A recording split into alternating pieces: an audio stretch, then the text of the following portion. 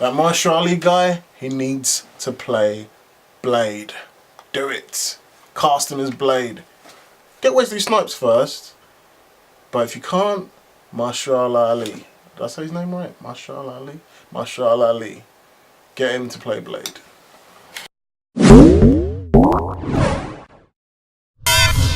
What is going on YouTube? 0088 here. And if you haven't guessed already, I'm here to review Alita Battle Angel.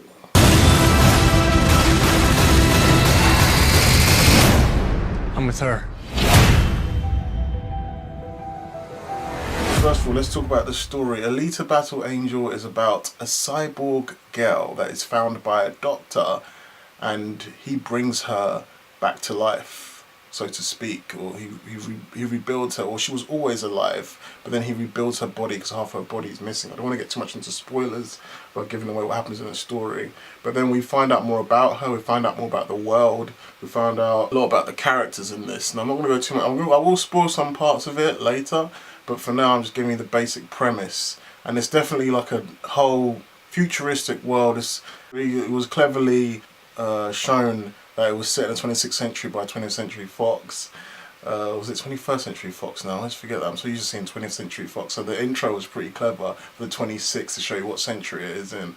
The film overall, I think I had a good time with the film. It was a lot of fun, but you know, I did have some problems with it here and there. Now let me get into the problems. I'm going to talk about the bad stuff first. Right, I felt like the character, especially some of the acting was a bit iffy, especially the character Hugo.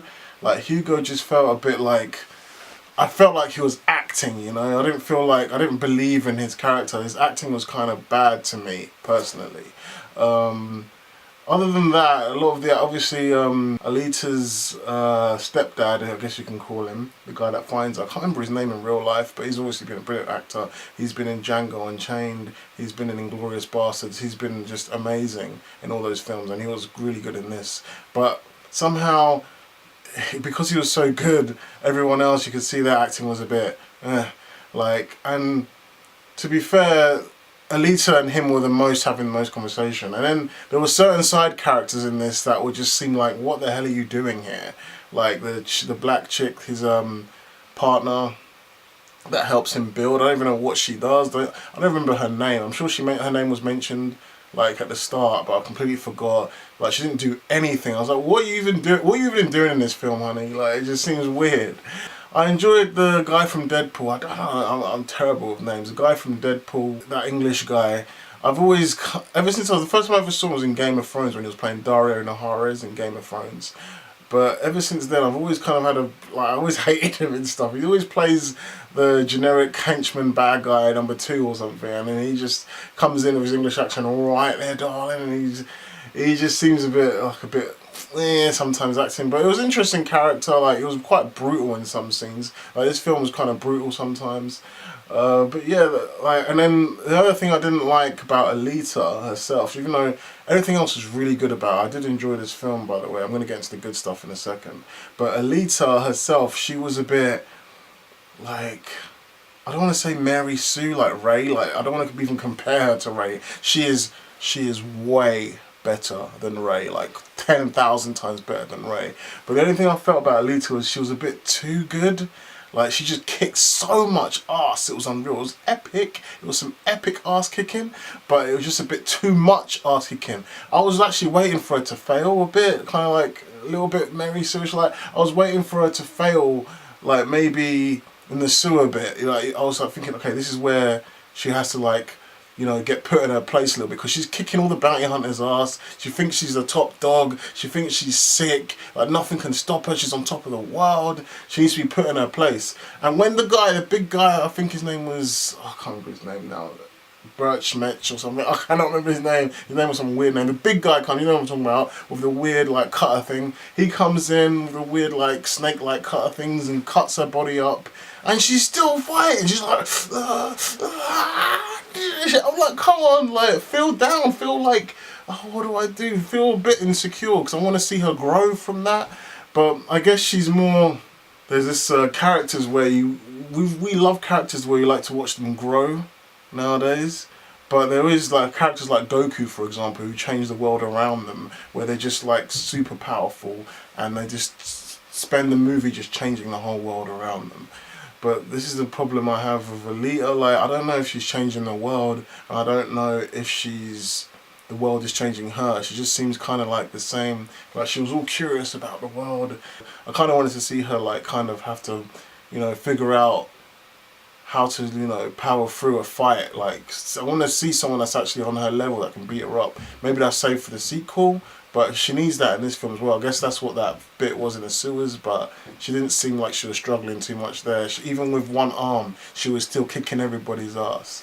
But apart from that, the good stuff, amazing CGI. The CGI was just beautiful. Like, sometimes I'd forget Alita was even CGI. Like, the guy Hugo was kissing her, and I was thinking, it just looks seamless. It looks like he's kissing a real girl. Like, some of this must have been real. Tell me, was some of her face real? Because it's a madness right now how he was kissing her, and it was like looking real. And her face, sometimes it felt a bit Uncanny Valley.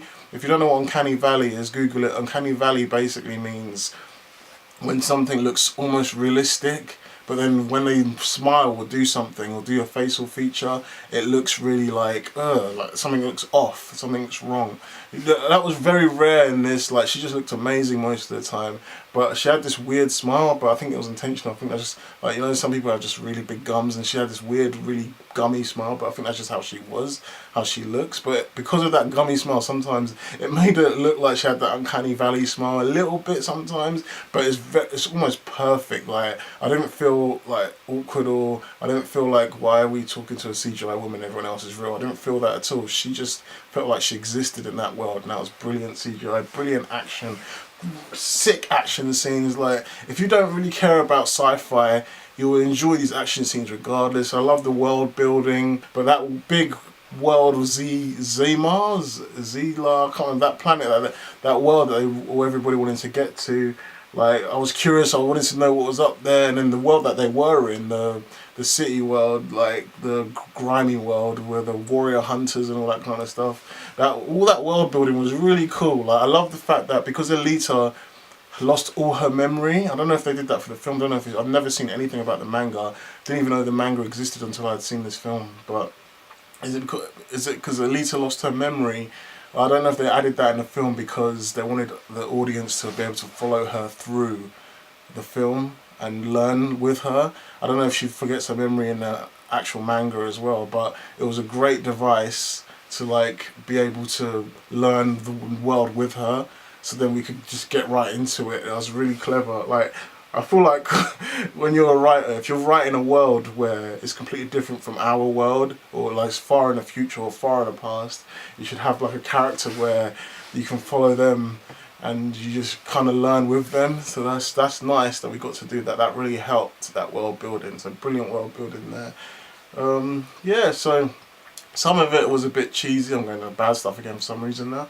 Some of the like the dialogue was a bit cheesy and a bit like, oh, I love you too, or yeah, I want to give you my heart. They even had to joke and say, this is a bit intense. Yeah, it's pretty intense. Like, the characters actually said that at one point, so they knew that it was a bit intense. But apart from that, like, I really enjoyed myself. It was a fun film. I definitely recommend seeing it at cinema just for the action scenes even. I felt like the storyline could have been a bit more gripping. Like, I just felt like I don't feel desperate to see the sequel, even though they ended it in a way where there needs to be a sequel. There needs to, like, it's very unresolved at the end, and something drastic happens at the end. But like, I'm not eager to see what happens next badly. Like, the main villain is, floating around. I don't see much of him. The main villain is very mysterious, very powerful, it seems. I don't know why he's powerful. I don't know anything about him yet. So it literally feels like the first episode of a TV show or anime, so to speak. So yes, that's kind of interesting that it very much relies on a sequel, But there was other characters they were focusing on in this. I just wish Alita had more growth in this film. It seemed like she was at her best right at the start. And I hate all that Mary Sue stuff, but I don't think she's a Mary Sue character. She had other weaknesses and other things to grow from, other things to learn about. She had to learn about her past and everything like that. So basically, Alita and Rey are very similar characters. The difference is Alita's way more likable and more interesting. Like her, because she's a cyborg, you let a lot of that stuff slide. All that, like, she doesn't, like, how can she do this, how can she do that? But because Rey was basically a human, it just kind of ruined Star Wars. We just know Alita's like a product where we don't know the world, so it can do anything, you know. But Star Wars, everybody knows the backstory, everybody knows the world, everybody knows, you know, the lore of Star Wars. So Rey coming in and just doing Jedi mind tricks just doesn't work. But Alita coming in and just kicking ass, because we don't know anything about her, anything about the world, really.